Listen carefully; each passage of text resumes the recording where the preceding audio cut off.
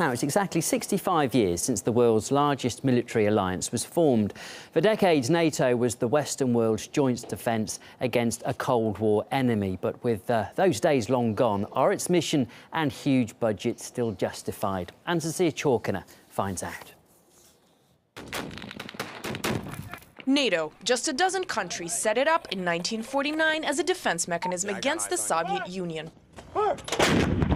Fast forward 65 years, the North Atlantic Treaty Organization is a military alliance of 28 members and counting. It's pretty clear a violation of an agreement that was made between the United States and former Soviet leader Mikhail Gorbachev in 1990 that said at the time that NATO promised not to even go into East Germany, much less any further east than Germany. The U.S. has more than violated that agreement. Combined, NATO members account for a lion's share of the world's military spending. Since then, in the last 65 years, NATO's done not one good thing. What has it done? For starters, there's the war in Afghanistan that's seen the U.S. conduct the longest-running war in its own history. The only clear result so far is that the country is in a mess. The 1999 bombings of Yugoslavia, hundreds of civilians dead and injured, including children, all under the auspices of a humanitarian mission. Headed by the United States, fundamentally illegitimate, unjust, and essentially immoral.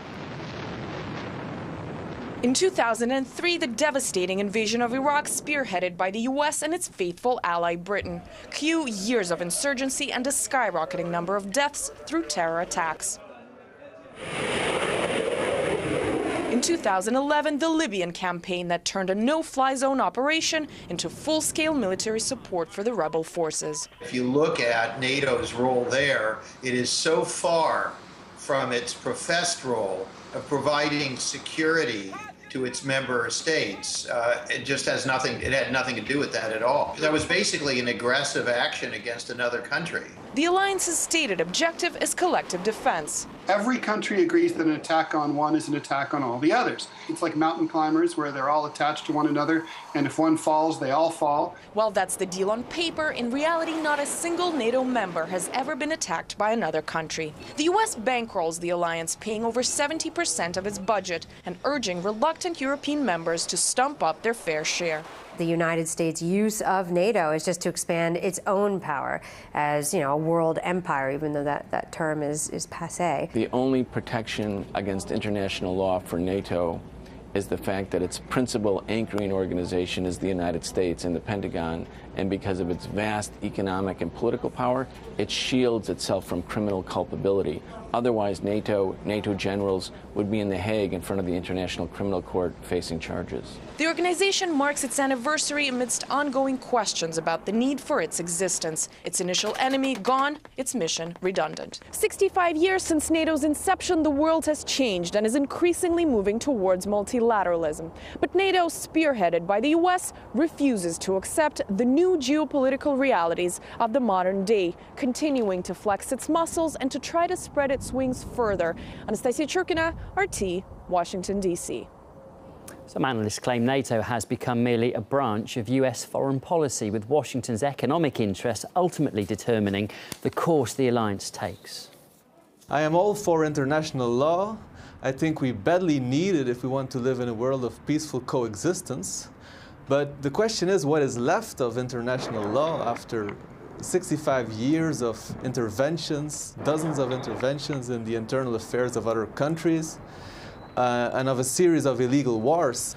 What the United States needs is a world where its multinational corporations have privileged access to the world's markets for their products and capital export, and of course also control of the world's energy resources and raw materials. And war and the threat of war has always been one of the means through which the United States secured this access to markets and resources, and NATO has always been one of the tools of this policy. So let's have a look at how much money is being poured into the alliance. Despite limited cuts in recent years, NATO defence spending accounts for more than half of the global total. At over $1 trillion, it far outstrips those of the powers most often portrayed as potential threats. Russia's annual defence budget is a mere $90 billion. And recently, Washington has been urging European allies to further increase their contributions, warning that their security is at stake. Well, NATO has been using the ongoing crisis in Ukraine as a justification for those warnings, beefing up its forces close to Russia's borders.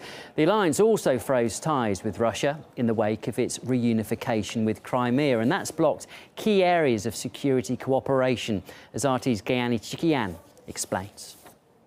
The referendum in Crimea and its subsequent becoming part of Russia has opened the floodgate of fear-mongering against Russia. NATO's several rounds of post-Cold War expansion did not make much sense to a lot of people, especially given how much tension it added to relations with Russia, which saw the military alliance coming closer and closer to its borders. This week, Secretary of State John Kerry delivered a speech celebrating post-Soviet NATO enlargement, talking about what a success it has been. So in light of all this, the U.S. is beefing up its presence in Eastern Europe, sending fighter jets to the Baltic states, a warship to the Black Sea, and planning new war games near Russian borders.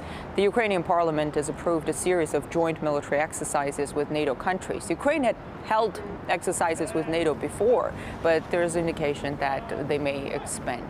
Moscow says it has no intention to invade anyone, but that does little to assuage Western rhetoric. The United States will try, as it has in the past, to persuade its members to spend more on military investment. I just don't think that's going to happen. And the reason I don't think it's going to happen is that they are in poor economic shape. They can only invest in military power at the expense of their welfare states. And I don't see much evidence for anyone's willingness to do that at this point. The U.S. and NATO officials are using the tension with Russia to bolster the alliance, but at the same time, they don't want the rhetoric to get in the way of the benefits that they've been getting from Russia, like cooperation on Afghanistan. Russia had for years provided transit for NATO's Afghanistan-bound cargo. And just on the heels of the announcement that NATO was suspending ties with Moscow, NATO's chief said they're still expecting Russia to cooperate on Afghanistan.